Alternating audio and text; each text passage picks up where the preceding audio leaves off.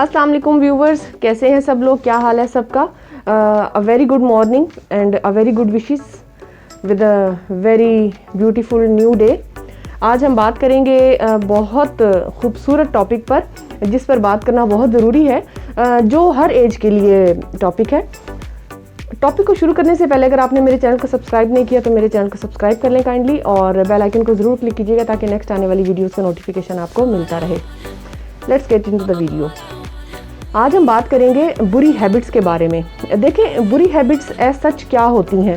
कोई भी ऐसा शख्स जो किसी ऐसी चीज़ में इन्वॉल्व हो जाता है जिससे वो अपनी लाइफ में उन चीज़ों को अच्छा नहीं रख पाता और अपनी लाइफ को नेगेटिविटी की तरफ ले जाता है, अपनी लाइफ को सक्सेस की तरफ नहीं लेके जा पाता, तो ये तमाम चीज़ें जो है वो नेगेटिविटी में आती हैं, बुरी आदत में आती हैं। और बुरी आदतें इंसानों की इस तरह रूटीन में आ जाती हैं कि उनको लगता है कि वो नॉर्मल बिहेव कर रहे हैं जबकि वो बुरा बिहेव कर रहे होते हैं, और वो आदत उनकी बिल्कुल स्ट्रॉन्गली उनके अंदर बैठ जाती हैं।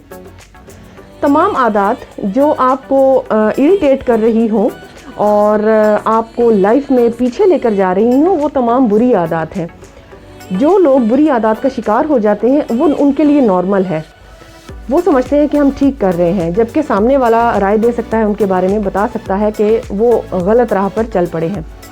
बुरी आदत किसी भी शख्स को हो जाना नेचुरल सी बात है।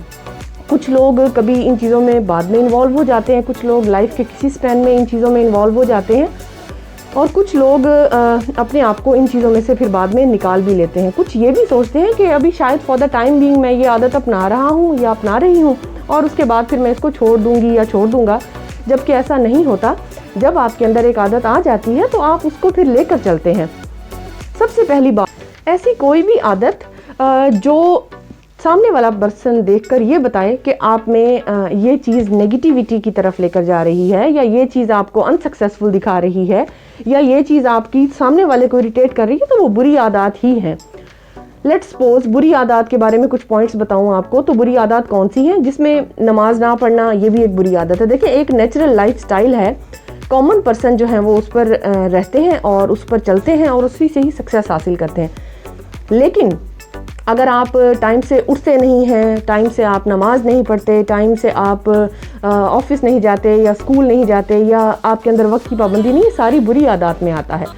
अगर आप अपनी ड्रेसिंग अच्छी नहीं रखते, अगर आपको ओढ़ने पहनने का सलीका नहीं है, बात करने का तरीका नहीं है, आप डिप्लोमेट हैं, आप हिपोक्रेट हैं, आप मुनाफकत करते हैं, आप सफाई नहीं रखते, आप कोई भी ऐसी चीज़, जैसे कुछ लोग स्मोकिंग करते हैं, कुछ लोग रात को घर से बाहर निकल जाते हैं और सड़कों पर चलते फिरते रहना, बुरी दोस्तों में, बुरे जो है वो बुरी कंपनीज़ में आ जाना, और ओवर ईटिंग करना, एक्स्ट्रा किसी भी एलिमेंट को लेकर चलना, या जैसे लोग कोल्ड ड्रिंक्स बहुत ज़्यादा पीते हैं, चाय बहुत ज़्यादा पीते हैं, बातें बहुत ज़्यादा करते हैं। ज़्यादा बातें करने से भी दिमाग खाली हो जाता है। बहुत ज़्यादा दूसरों को के बारे में गॉसिप्स करते हैं, बहुत ज़्यादा इरिटेटेड एक माहौल क्रिएट करते हैं, बहुत ज़्यादा अलोन रहना चाहते हैं। ये सारी चीज़ें नुकसान देती हैं एक पर्सन को। कैजुअल नॉर्मल लाइफ स्टाइल जो है उसमें सबसे ज़्यादा ज़रूरी है कि आप एक नॉर्मल पर्सन की तरह बिहेव करें, कैजुअली, जिस तरह बाकी लोग बिहेव करते हैं, जिस तरह इस्लाम ने बिहेव करने का कहा है। जब आप उस तरह बिहेव नहीं करते तो ऑब्वियसली आप बुरी हैबिट्स की तरफ जा चुके हैं। बुरी हैबिट से गेट रीड करने का तरीका बहुत आसान है। अपने आप को नेचुरल लाइफ की तरफ लाएं, अपने आप को खूबसूरती की तरफ लाएं, अपने अंदर चेंजेस लाएं।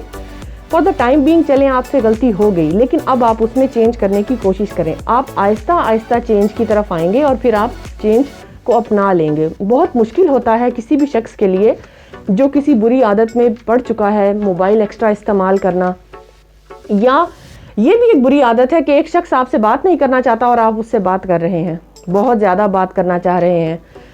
ओवरऑल आपकी लाइफ में एक बैलेंस होना बहुत ज़रूरी है, जो इस्लाम ने भी कहा है। बैलेंस लाइफ ही आपको एक सक्सेसफुल पर्सन बनाती है।